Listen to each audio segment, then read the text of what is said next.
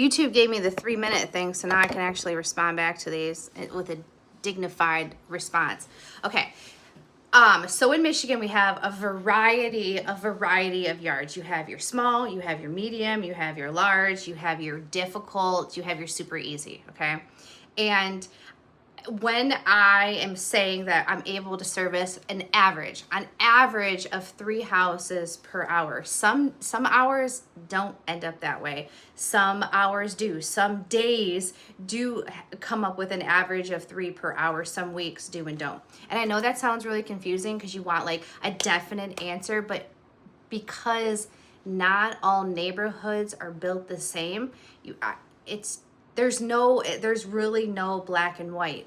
But having said that, to have this average, you do need to have tight route density. You really need to know your route, know where you're going, because if you're having to like put your house into the navigation every single time instead of just hopping in the car going to the next house, this is going to take more time throughout the day and throughout your business.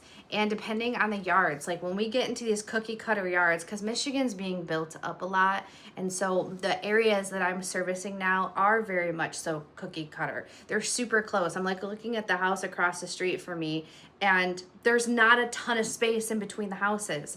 We're looking at these yards, they're 1/8 of an acre or less, so they're super tiny. We can be in and out in 15 minutes.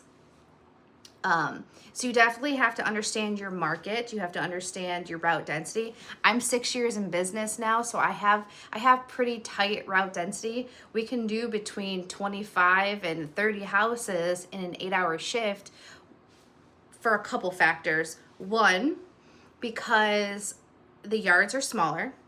2, because the routes are tight. 3, because we have trained technicians that are fluent in these yards. He's servicing these yards every single week on repeat, so he knows, and the routes stay very consistent, so he's not having to put the address into his navigation every time. He puts his notes in, he does a picture of the closed gate, he hops in his vehicle, he goes on to the next yard. The nice thing about this model is a lot of this is reoccurring. Like, yes, we get new cleans, but for the most part, once these cleans are done and they're put on the technician's route, it's just rinse and repeat autopilot, and it becomes very, very routine.